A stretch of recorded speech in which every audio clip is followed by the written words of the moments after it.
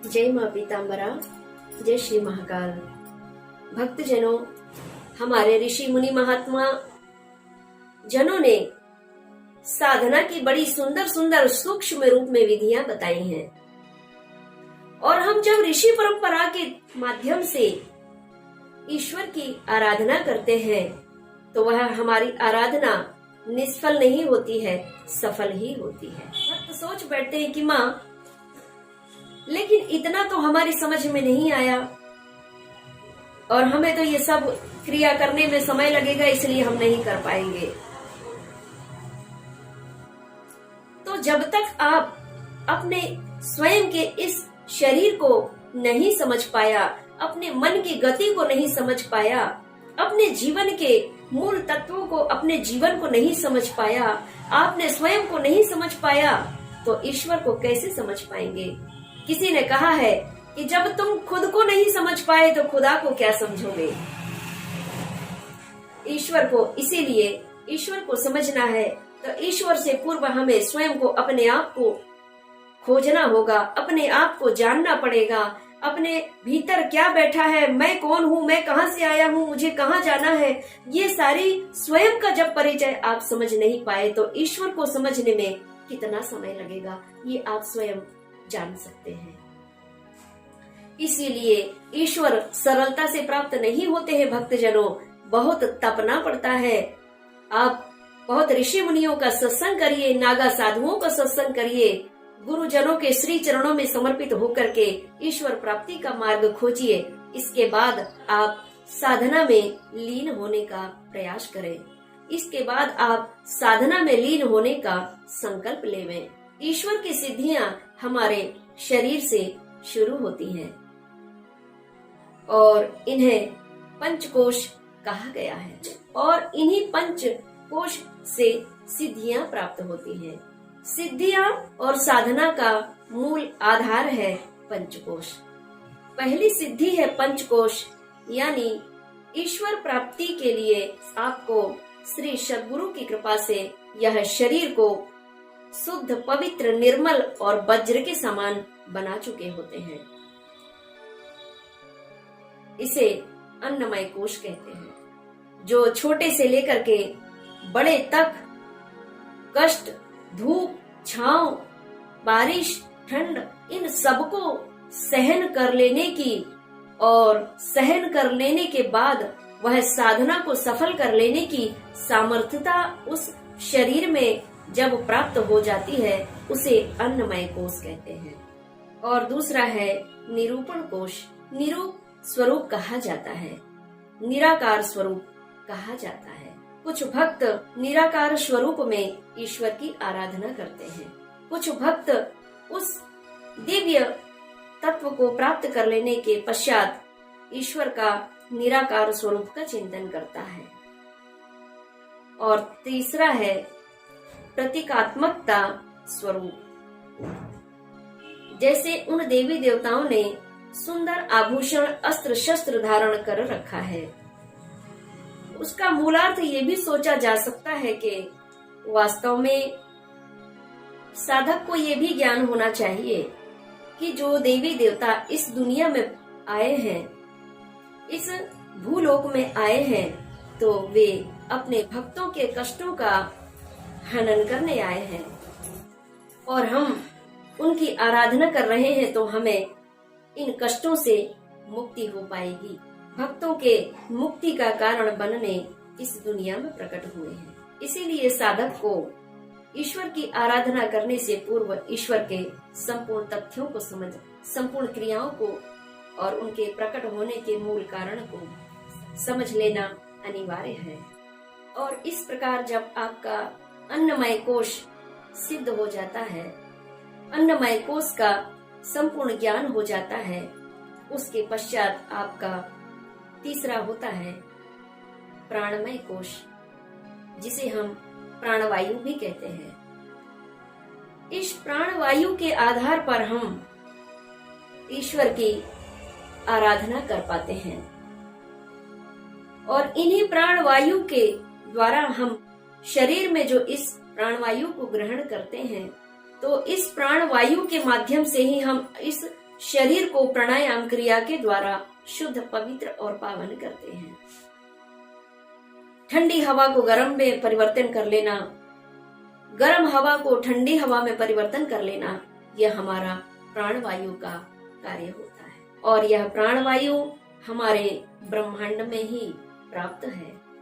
और यह प्राणवायु आपके मन और मस्तिष्क और जीवन को चलाने, सोचने, समझने की शक्ति प्रदान करती है यह प्राणवायु। और इस प्राणवायु से मनुष्य अपने मन मस्तिष्क में अनेक प्रकार के विचारों का चिंतन मनन करने के पश्चात अनेक सिद्धियों को प्राप्त कर सकता है। अब आपकी प्राणवायु जागृत अवस्था में जब आती है, वह प्राणवायु शक्ति का स्वरूप है। जब हम श्वास लेते हैं, छोड़ते हैं, तो इस संसार के मनुष्य कहते हैं जीवित अवस्था में है, जागृत अवस्था में है। और जैसे ही हम इस प्राणवायु को लेना और छोड़ना बंद कर देते हैं, उस समय हमारे प्राणों का अंत हो जाता है और हमारे प्राण इस शरीर को छोड़ करके और बाहर निकल जाती है, परम तत्व को प्राप्त कर लेती है, पार ब्रह्म परमेश्वर परमात्मा के श्री चरणों में समर्पित हो जाती है। और जब आप प्राणमय कोश को संपूर्ण रूप से जान लेते हैं, समझ लेते हैं, इसके बाद आप सद्गुरु कृपा से ही अन्नमय कोश को जानने का और समझने का प्रयास करते हैं। उसके बाद आता है मनमय कोश। और मनमय कोश से मनुष्य अच्छा, बुरा, बड़ा, छोटा सब कुछ सोचने और समझने में सक्षम हो जाता है। मनमय कोश से मनुष्य भीतर ही भीतर अनन्य प्रकार के विचारधाराओं को सोचता और समझता है और मुस्कुराते रहता है, कभी रोता है, कभी हंसता है। ये जरूरी नहीं कि वह जो सोच रहा है वो संसार के लोग समझ पाए। उसके मन मस्तिष्क में क्या चल रहा है ये संसार के लोग सुन और समझ पाए, ऐसा संभव बहुत कम है। ऐसा बहुत कम संभव हो पाता है। और इस मनमय कोश को जो मनुष्य समझ लेता है, तो वह मन ही मन अनंत ब्रह्मांड को मन ही मन सोचता और देखता है, और मन ही मन अति आनंद, दिव्य आनंद, परमानंद की अनुभूति कर करके मुस्कुराते रहता है और अपने इस जीवन को, इस मन को शुद्ध करते रहता है, पवित्र और पावन बनाते रहता है। और यह मनमय सोच धीरे धीरे बड़े आकार में परिवर्तित होती है और वह साकार में भी परिवर्तन होने लगती है। जब मनुष्य मनमय सोचता है और आनंद उठाता है, फिर वही मन कर्मेंद्रियों को संकेत करता है और कर्मेंद्रियों द्वारा कर्म करके उस मन की सोच को, उस स्वप्न को साकार में परिवर्तन कर लेता है।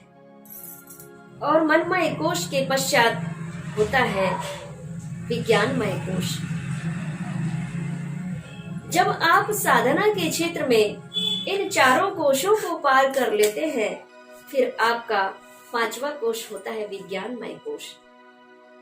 विज्ञानमय कोश यानी आप साधना कर रहे हैं और साधना में लंबे समय से आप आराधना कर रहे हैं और आपको सफलता प्राप्त नहीं हो पा रही है, इसका मतलब होता है कि आप कहीं गलती कर रहे हैं। और फिर आप मनमय कोश के माध्यम से सद्गुरु से संपर्क करके और सद्गुरु के बताए हुए मार्ग पर पुनः फिर साधना करते हैं। सद्गुरु आपको बताता है कि आपकी साधना में कहाँ कमी हो रही है, जिस कारण से आपको पूर्ण सफलता प्राप्त नहीं हो रही।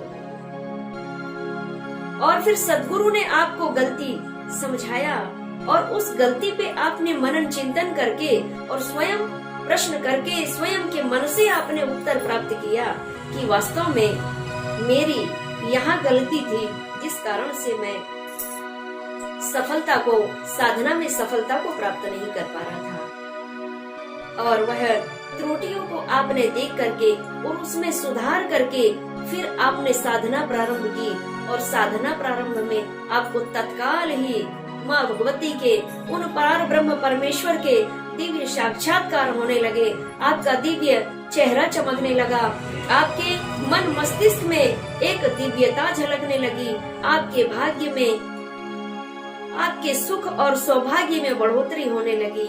तो समझ लीजिए कि आपका विज्ञान कोश भी सफल हो गया। विज्ञान यानी जो गड़बड़ी है उसको सुधार करके पुनः उसी मार्ग पर चलना और सफलता प्राप्त होना, यही विज्ञान कोश है। और यह पूर्ण सफलता की प्राप्ति हेतु आपको सद्गुरु की शरण में जाना अति आवश्यक है। और भक्तजनों, लास्ट में होता है आपका आनंदमय कोश। और आनंदमय कोश यानी ईश्वर की सर्व सिद्धियों को प्राप्त करने की प्रत्येक क्रियाओं को जान और समझ लेने के बाद आप साधना प्रारंभ करते हैं, तो आपकी साधना निश्चित रूप ही सिद्ध होती है और आप उन साधना सिद्धियों को सिद्ध करने के पश्चात परम आनंद को प्राप्त करते हैं। और इन परमात्मा प्राप्ति के लिए आपको अपना हृदय, अपना मन, मस्तिष्क, ज्ञान इंद्रिया, इनको खुला छोड़ना पड़ता है केवल ईश्वर प्राप्ति के लिए। बाकी सांसारिक सुख के लिए हमारे मन, मस्तिष्क, इंद्रियां, ज्ञान इंद्रियां, 10 इंद्रियां, इन पे अंकुश लगाए रखना होता है और खुला छोड़ना है केवल ईश्वर प्राप्ति, भगवत प्राप्ति के लिए। तो आप परेशान ना हो, आपकी सिद्धियां, आपके मनवांछित फल आपको प्राप्त होंगे, लेकिन सद्गुरु परंपरा के बाद ही। जय मां पीताम्बरा, जय श्री महाकाल।